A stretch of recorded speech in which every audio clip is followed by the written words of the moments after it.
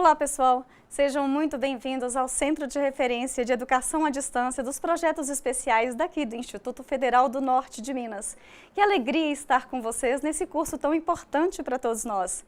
Meu nome é Soraya Ottoni, sou graduada em Matemática, sou pós-graduada em Docência do Ensino Superior e em Estatística. Sou Greenbelt, uma espécie de faixa verde especialista em Estatística Descritiva e Inferencial. Espero que possamos compartilhar nossos conhecimentos e nossas experiências para trilharmos o nosso aprendizado com tranquilidade e sabedoria. Então, cursistas, no decorrer dessa nossa primeira videoaula, por favor, anotem tudo. À medida em que as dúvidas forem surgindo, registrem.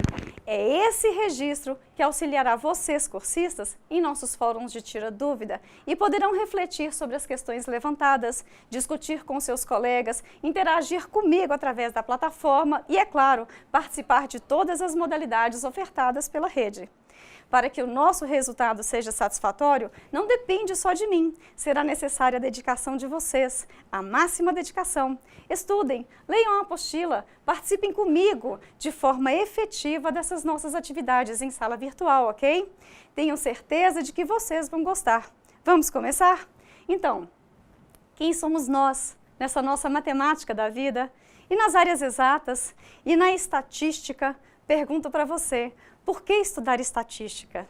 Vamos lá? Pergunto então, por que estudar estatística?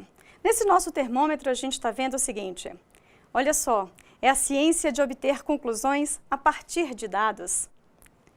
Envolve técnicas para coletar, organizar, descrever, analisar e interpretar nossos dados.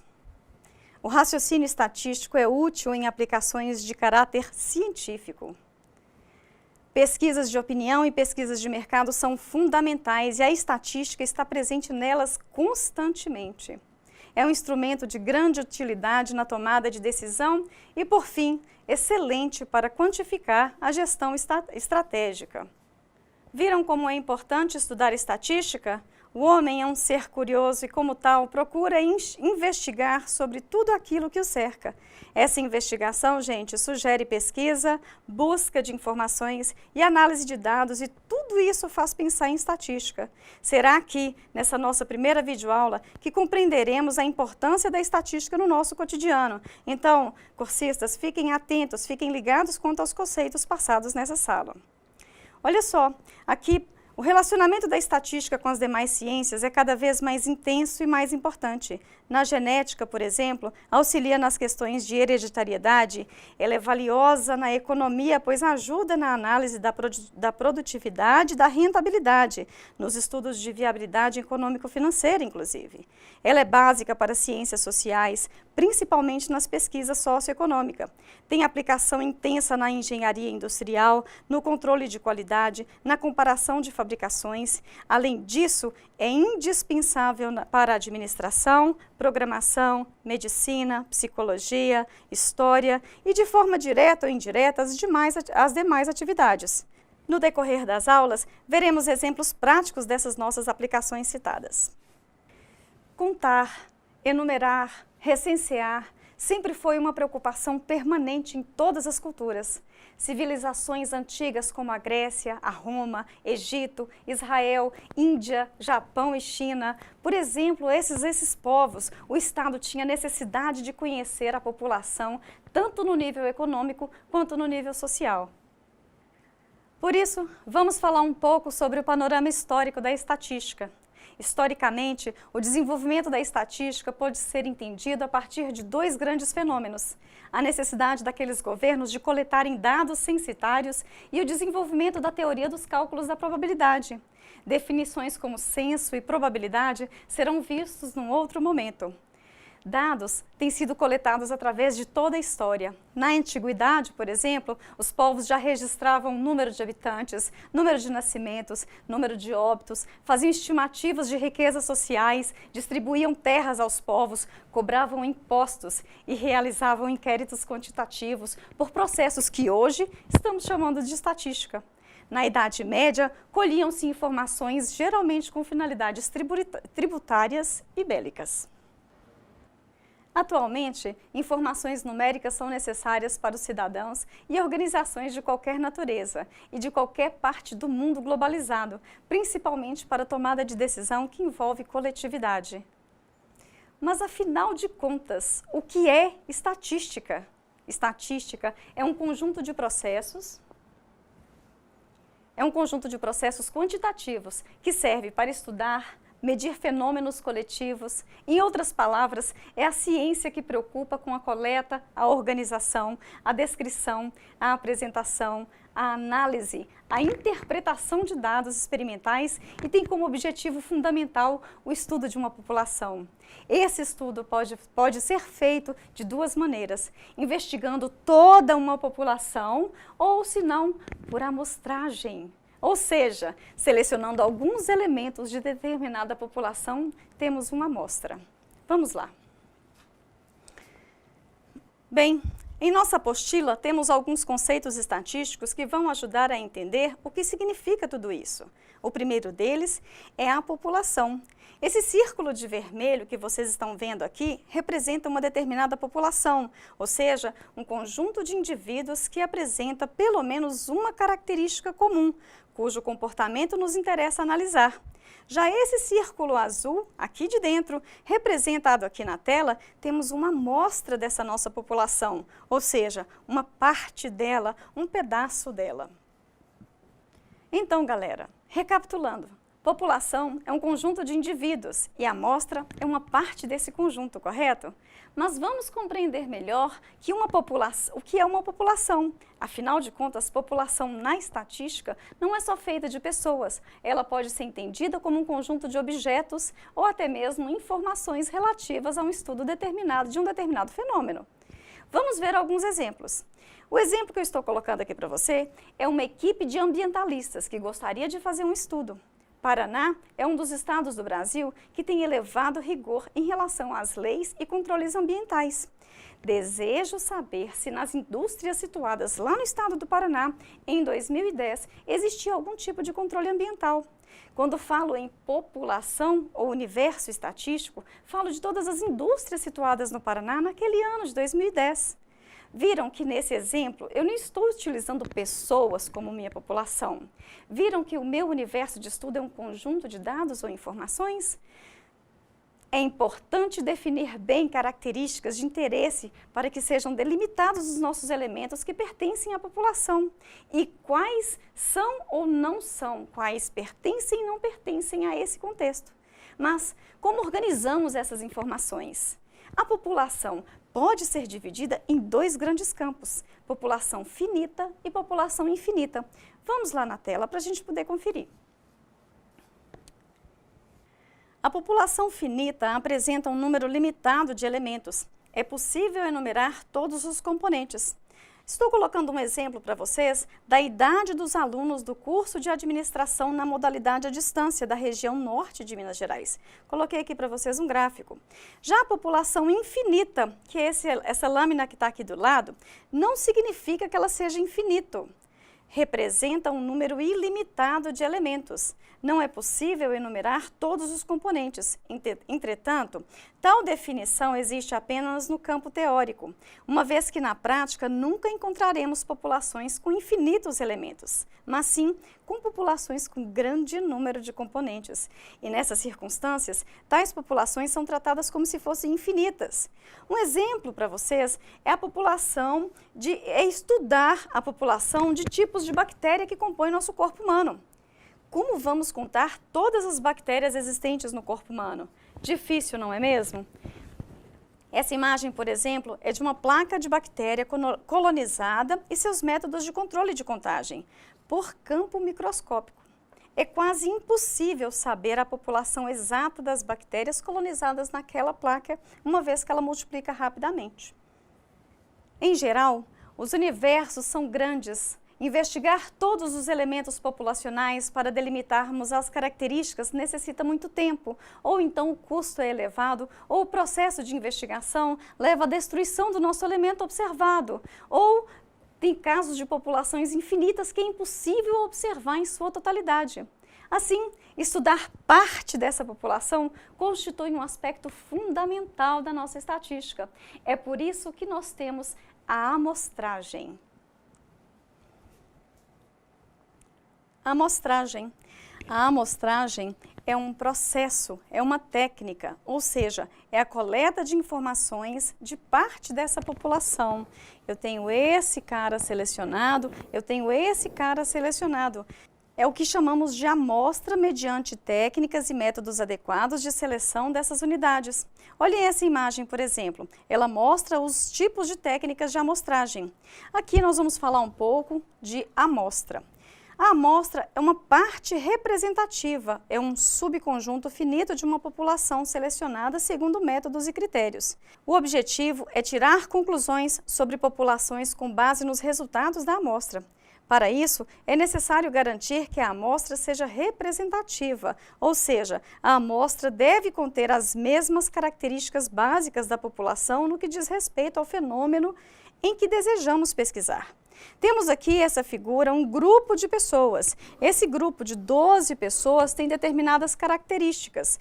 Elegemos esse número 2, elegemos o número 5, elegemos o número 8, o número 10 e essas pessoas estão compondo a minha amostra dessa população que está aqui ao lado. Esse grupinho aqui ao lado são elementos que representarão a população em um determinado estudo. Diferente do censo. O censo é um exame completo de toda a população. Em todos os censos, o mais conhecido é o realizado pelo IBGE, Instituto Brasileiro de Geografia e Estatística, quando realizada a contagem da população brasileira em determinadas variáveis. Logo, os resultados mais perfeitos são obtidos pelo censo. Na prática, essa conclusão muitas vezes não acontece, pois o emprego de amostras com certo rigor técnico pode sim levar a resultados tão confiáveis quanto o censo. As razões de recorrer às amostras é porque leva menor custo, menor tempo, o levantamento de dados faz com que a investigação fique melhorada dos elementos de observação, entre outros aspectos. Mas antes de falar de variáveis, eu gostaria de falar com vocês sobre os tipos de amostra. Isso é importantíssimo para o nosso estudo. O esquema aqui representa de forma esquemática os métodos de amostragem. Temos a amostra que é dividida em dois grandes grupos, probabilística e não probabilística. Galera, vamos começar dessa não probabilística aqui, ó. A não probabilística, ela podemos ver os tipos intencional, podemos ver a esmo e a voluntária. Quando falo da amostra intencional, falo daquela que se enquadra em casos em que o pesquisador escolhe certos elementos para pertencer à amostra, por julgar tais elementos mais bem representativos. Um exemplo disso é uma pesquisa para saber qual polo EAD em administração possui os alunos com melhor desempenho. Imagine se eu precisasse aplicar um questionário em todos os polos do curso de administração. Todos os tutores deveriam ser capacitados para aplicar para todos os cursistas. Mas imaginem se o tutor de vocês, da sala de vocês, somente dessa sala, escolhessem apenas os melhores alunos. Aqueles com melhores notas, aqueles com os melhores rendimentos estudantis. Isso caracterizaria um resultado tendencioso, também chamado de intencional. Por isso, ele não é probabilístico. Ok? Já esse aqui, a esmo, nós temos algumas peculiaridades. É aquela em que o pesquisador, para simplificar o processo, procura ser aleatório sem, no entanto, realizar nenhum tipo de sorteio ou critério para a seleção. O amostrador deixa de usar algum dispositivo aleatório confiável, caracterizando ser uma amostragem não probabilística, também chamada a esmo. Já em relação a essa voluntária, ocorre, por exemplo, no caso de aplicação de experimentos com drogas farmacológicas, com remédios em pacientes, quando a ética médica obriga que haja uma concordância dos escolhidos. O paciente vai de forma voluntária, não existe nenhum sorteio ou critério. Ele não é escolhido para o processo, é ele quem quer participar daquela pesquisa de forma voluntária. Do outro lado, nós temos aqui a probabilística, que é a que mais vamos trabalhar no nosso estudo. E ela subdivide em diversos grupos. Mas aqui trouxe para vocês a aleatória simples, a sistemática, a estratificada e por conglomerados. Entenderam um pouco sobre a amostragem não probabilística? Vamos agora mostrar a sequência de slides definindo bem os nossos métodos probabilísticos. Vamos aqui dar um exemplo de amostra aleatória simples. O exemplo disso é um sorteio por meio de números. Vamos supor que eu não seja mais professora de estatística de vocês, e sim uma médica, chiquérrima, endocrinologista. Estou preocupada com o índice de obesidade de pessoas gordinhas desse mundo moderno. Quero fazer uma pesquisa com os alunos do Instituto Federal e preciso obter uma amostra de 10% representativa para a minha pesquisa de IMC. Índice de massa corpórea, e é dos nossos alunos dos polos. Vamos supor que em cada polo tenhamos 90 alunos. É só uma hipótese, gente. Então, primeiro nós numeramos número 1, número 2, número 3, até 90, os 90 alunos que estão ali. Depois, escrevemos os números desses alunos em papéis iguais e colocamos esses pedaços de papéis numa urna para após misturarmos tudo e retirarmos um sorteio de 1 a 1. 9 números que formarão a minha amostra aleatória simples de 10% dos meus envolvidos. Ou seja, 9 papeizinhos, 9 pessoas sorteadas em 90 alunos. Entenderam? Reparem no efeito da tela para ver como seria uma amostra aleatória simples, ou também conhecida como uma amostragem casual. É como se cada quadradinho desse fosse representado por vocês. De repente, eu faço um sorteio aleatório numérico utilizando urna com papéis enumerados em cada sala.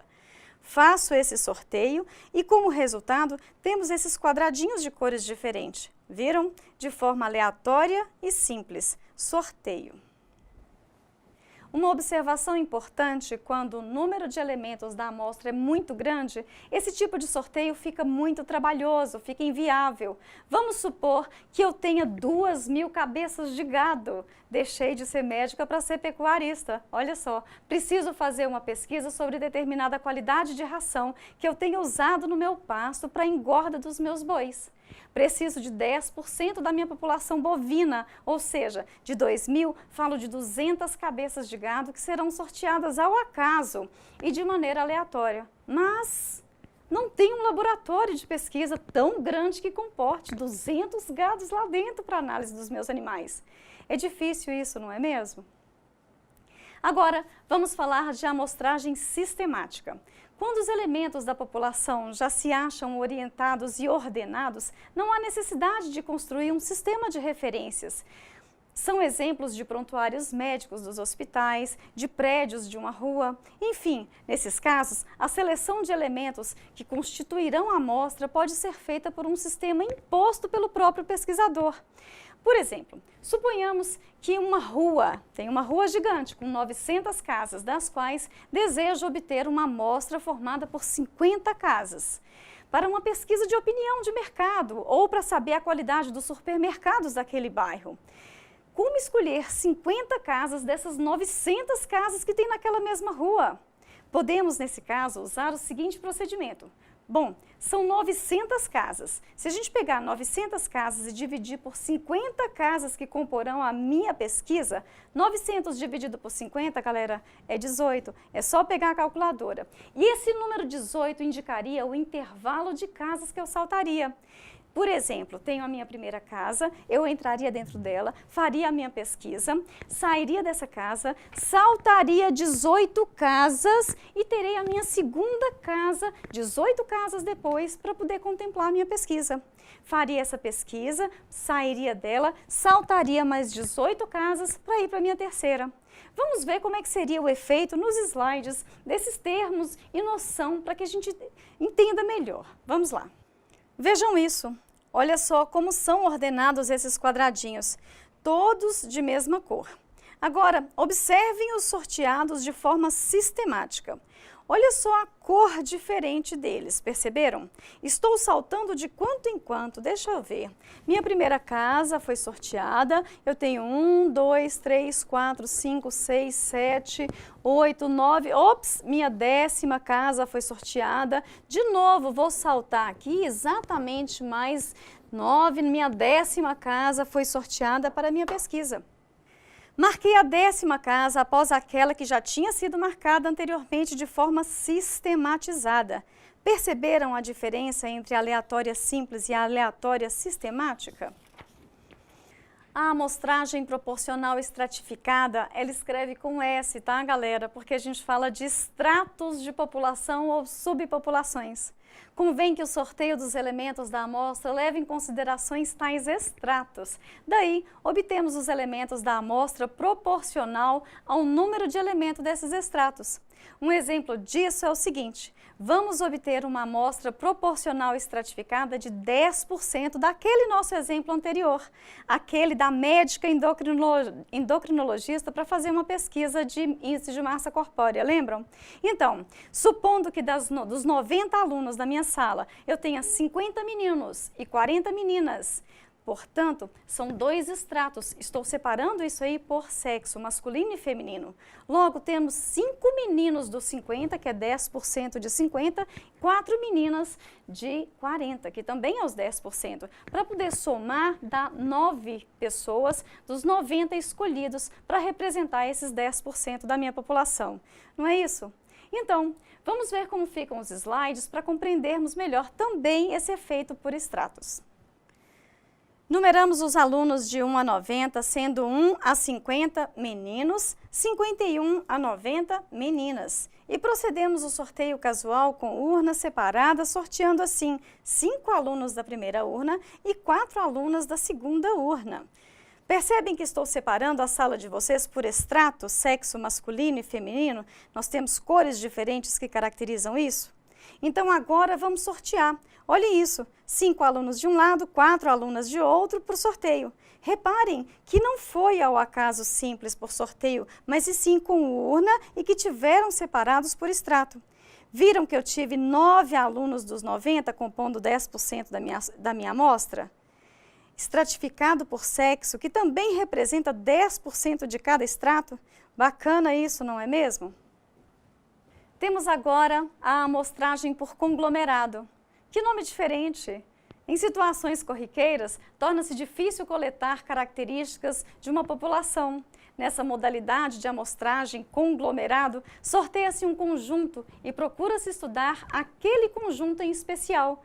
É o que vamos fazer agora nessas atividades, nesse nosso slide, inclusive. Vamos lá.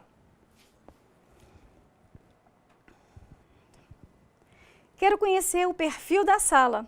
Mesmo sabendo que meu universo é o curso EAD de todo o Instituto Federal, quero apenas esse conglomerado aí, a sala de vocês. Vejam essa figura, por exemplo. Vamos supor que cada conglomerado desse represente um polo EAD.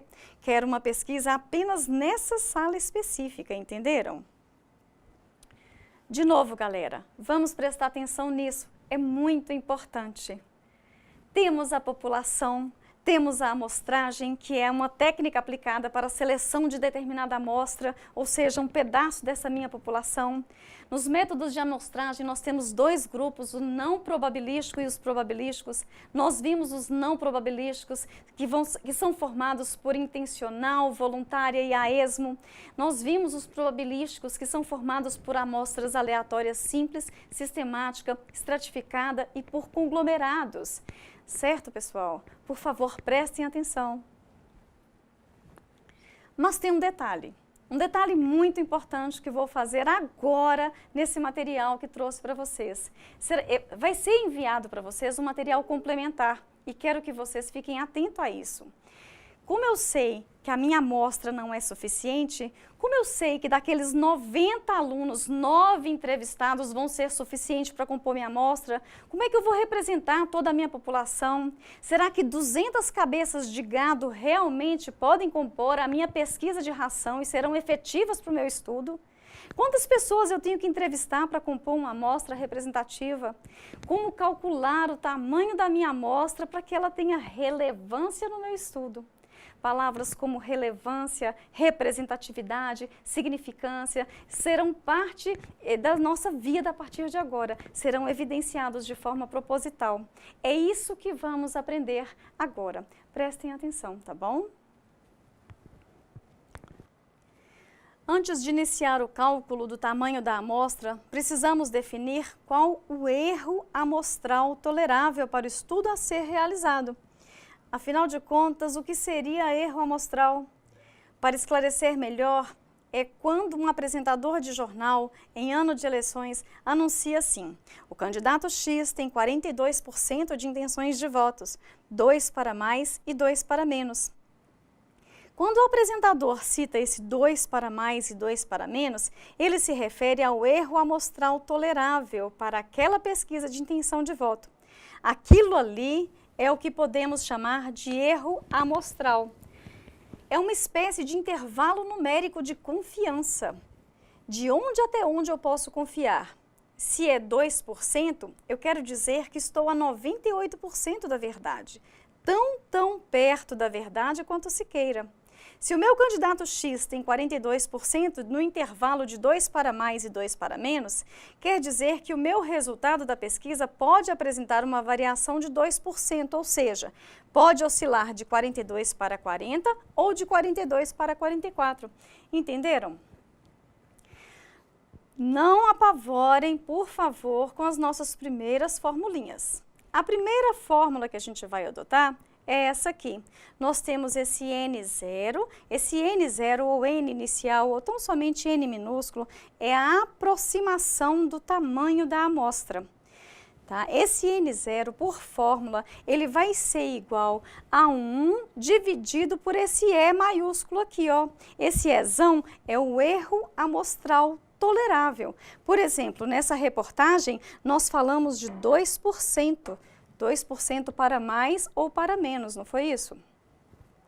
Essa é a nossa segunda fórmula que a gente vai falar sobre ela. Esse N já não tem mais aquele N0 ou N inicial, é tão somente um N minúsculo. Vai ser igual a minha divisão. Esse carinha aqui, ó, representa divisão, razão. Eu estou dividindo dois números. Na minha parte superior ou no meu numerador, eu tenho o meu N maiúsculo, que é o número de elementos da minha população, multiplicado pela aproximação minha, aquele N0 que a gente calculou no slide passado. No meu denominador, eu tenho esse mesmo número N maiúsculo, somando agora, gente, não é multiplicando, é somando pelo meu N0, que é a minha aproximação da amostra. Galera, não preocupem com essas fórmulas. Na minha prova vai estar as fórmulas lá direitinho para vocês. Mas olha só que interessante essa pesquisa.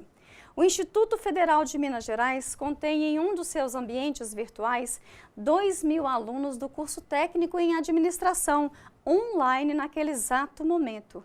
Deseja-se fazer uma pesquisa de satisfação entre os alunos. Quantos alunos devem ser entrevistados para tal estudo naquele momento? Vou pegar a minha primeira formulinha, aquele N0. Tia, mas o que é N0? Professora, o que seria isso? Seria aquela aproximação. A formulinha vai estar lá para vocês. Se eu falei para vocês que eu tenho um erro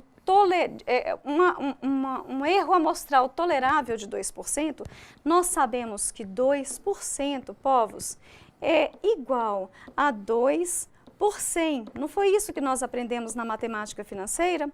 E 2 dividido por 100 vai ser igual a um número decimal tão pequeno, 0,02.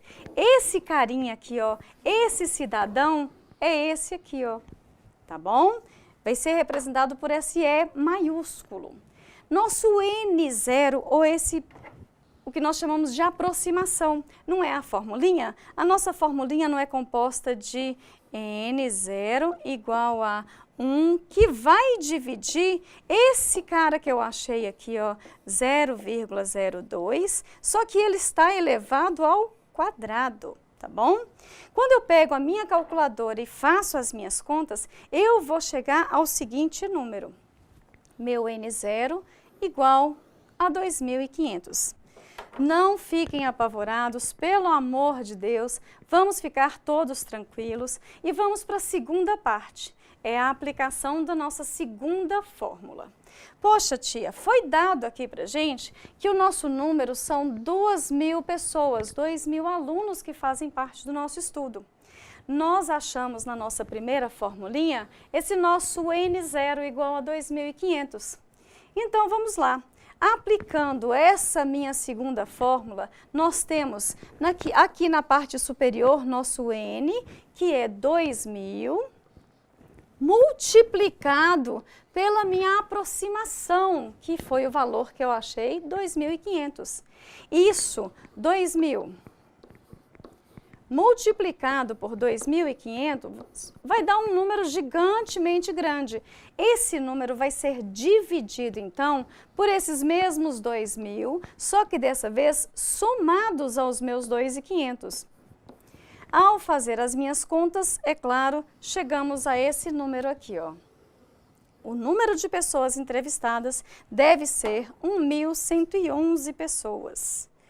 1.111 pessoas no meio de 2.000 alunos lá no nosso curso é um número muito grande, é mais da maioria dos nossos alunos. Mas e aí? É isso mesmo? Resultado. Com o erro amostral tolerável em 2%, nós temos que entrevistar 1.111 alunos. Vamos repetir esses mesmos cálculos definindo um erro amostral tolerável em 4%. Galera, 4% quer dizer que eu estou a 96% da minha verdade. Eu também estou tão perto da verdade quanto se queira. Então tá, a gente vai pegar as fórmulas e vamos aplicar. Nós sabemos que são os mesmos 2.000 alunos, não é isso? Dessa vez, o nosso erro amostral é de 4%. 4 dividido por 100, nós temos aí 0,04. Aplicando a nossa formulinha, aquela primeira formulinha do N0, que é a aproximação, nós temos 1 que divide o erro amostral elevado ao quadrado, ou seja, 1 dividido a 0,04, vamos ter essa divisão igual a 625. Quando a gente aplica a nossa segunda fórmula, vocês sabem o que acontece? Gente, estou falando de 2.000 alunos. Há 4% de erro amostral tolerável. Eu estou a 96% da verdade. Antes, tínhamos que entrevistar 1.111, mas olha agora. 476 alunos. 476 alunos apenas. Interessante demais, não é, gente? Mas, gente, imaginem se fosse 300.000 alunos de administração. 300.000 alunos. Nossa, é muita gente. Só que dessa vez, eu também estou falando aos mesmos 4% de erro amostral. Ou seja, estou a 96% da minha verdade. Sabe o que vai acontecer? Sabem quantas pessoas a gente vai precisar entrevistar? Se eu pegar aquela minha primeira formulinha e fazer as contas a 4%, eu tenho minha aproximação em 625. Se eu pego esse número e jogo na minha fórmula dos 300.000 alunos, sabem quantos alunos eu vou ter que entrevistar, gente? Apenas 623 alunos. Tia, mas está errado isso, professor, isso não existe. Gente, isso existe, isso é de verdade, isso é cientificamente comprovado, isso é estatística. Eu posso simplesmente entrevistar 623 pessoas num universo de 300.000 alunos e chegar a 96% da minha verdade, tão perto quanto se queira. Observem ainda, falei para vocês desses nossos 2.000 alunos, falei para vocês de 4% de erro amostral, 4 para mais ou 4 para menos, e falei com vocês que eu precisava de entrevistar 476 alunos, não é verdade? Eu tenho aqui, ó, 24% da minha população. Gente, 300.000 alunos aos mesmos 4%, a esse erro amostral, olha esse número, 623. Menos de 1%, 0,2% da minha população. Galera, fica a dica. É errôneo pensar que o tamanho da amostra deve ser tomado como percentual do tamanho da população para ser representativa. É errôneo acreditar que são grandezas proporcionais, ok? Fica a dica. Incrível! Garanto, galera, isso acontece, isso é real, isso é de verdade, isso é eficaz. São métodos comprovados cientificamente. Mas não podemos falar somente de população e métodos de amostragem se não conhecemos os nossos parâmetros de pesquisa, nem muito menos saibamos definir nossas estimativas. Quando os dados estatísticos apresentam um caráter qualitativo e o levantamento desses estudos são necessários um tratamento desses dados para serem designados genericamente de estatística de atributo. Isso é qualidade. A estatística também se ocupa fundamentalmente das propriedades das populações cujas características são passíveis de representação numérica, quantidade, resultado de medições, contagens, e com isso temos um caráter quantitativo de nossa pesquisa. É por isso que vamos conhecer agora algumas definições importantes sobre variáveis nesse nosso estudo. As características ou variáveis podem ser divididas em dois grandes grupos. Nós temos as categóricas e nós temos as numéricas. As categóricas são também qualitativas e as numéricas são as quantitativas. As variáveis categóricas ou qualitativas é quando o resultado da observação é apresentado na sua forma de qualidade ou atributo. Divide-se em variáveis nominais e ordinais. As variáveis nominais podem ser separadas por categorias e são chamadas de não mensuráveis. Por exemplo, cor dos olhos, marca de um carro, sexo de um bebê ao nascer. As variáveis ordinais também caracterizam qualidade, mas elas podem agir como categorias que seguem algum tipo de ordem. Já as nossas qualidades ou as nossas quantitativas, variáveis quantitativas, pode ser discreta ou contínua. É quando um resultado da observação é um número decorrente de um processo de mensuração ou contagem. As variáveis discretas são aquelas que podem assumir apenas valores inteiros. Por exemplo, número de alunos de uma escola, número de mensagens na minha rede social ou no meu WhatsApp. E as variáveis contínuas são aquelas que podem assumir qualquer valor num certo intervalo de uma reta real. Peso, altura da turma de administração que estão assistindo agora a minha videoaula, enfim. Recapitulando, as variáveis qualitativas são divididas entre nominais e ordinais. Quando sugerem nomes ordinais, elas envolvem variáveis que representam algum elemento de ordem. Tanto escolaridade quanto estado civil, por exemplo, seguem uma espécie de cronologia. Escolaridade, por exemplo, nós temos o ensino infantil, ensino fundamental, ensino médio, ensino técnico, ensino superior. Percebem uma ordem, um tipo de cronologia por idade? Já as variáveis quantitativas provêm de medições e mensurações que podem ser divididas em discretas e contínuas. As discretas são números inteiros, número de filhos. Eu não posso ter 1,7 filhos. Ou eu tenho um filho ou eu tenho 2. As contínuas, por exemplo, são aquelas que apresentam vírgula, número quebrado, número fracionário, peso, altura, salários. Por exemplo, a altura dos nossos alunos. Teoricamente, nós temos alunos com 1,80 m, 1,81 m, 1,82 m. Está vendo essa vírgula? 1, alguma coisa? Hoje, eu estou com 71 quilos. Segredo! Ninguém precisa ficar sabendo meu peso. Quando eu faço uma dieta e quero sair dessa casa dos 70, se eu tivesse com 69 quilos e 800 gramas, vocês acham que eu falaria 70 quilos? Ô dó! Com certeza eu responderia num questionário 69,8 quilos e ainda comemoraria. Uhul! Afinal, eu emagreci 1 quilo. Mais de 1 quilo, inclusive. Foi fracionado, foi quebrado aquele número, por isso nós chamamos de variável quantitativa contínua. Bacana, não é mesmo? Agora, temos as fases do método estatístico. Primeiro, vamos definir o problema, planejar, coletar dados, apurar esses dados planejados, apresentar os resultados e depois de tudo, vamos fazer uma análise e interpretação desses dados. Vamos ser bem práticos e vamos aos exemplos que nós visualizamos aqui nessa nossa primeira videoaula. Vamos voltar para aquela pesquisa de ração de gado, vocês lembram? Virei pecuarista novamente. Definição do meu problema. Eu quero falar sobre a ração do meu gado. Planejamento é a minha segunda fase do método estatístico. Se são 2.000 cabeças de gado, quantos gados serão analisados? Todos? Amostra? Só as fêmeas? Só as vacas leiteiras? Os gados de corte, os machos, as novilhas? Coleta de dados, gente, coleta de dados. Eu defini 200 cabeças de gado para a minha coleta. Eles foram sorteados de forma aleatória e simples.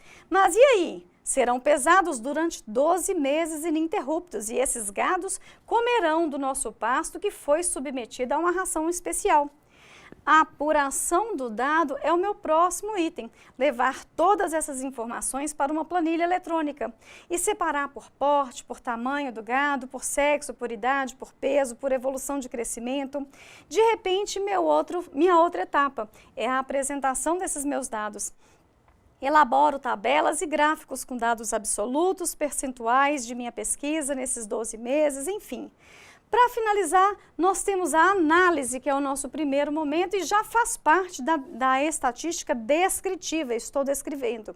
Houve crescimento? Houve evolução? Meu gado apresentou algum efeito colateral?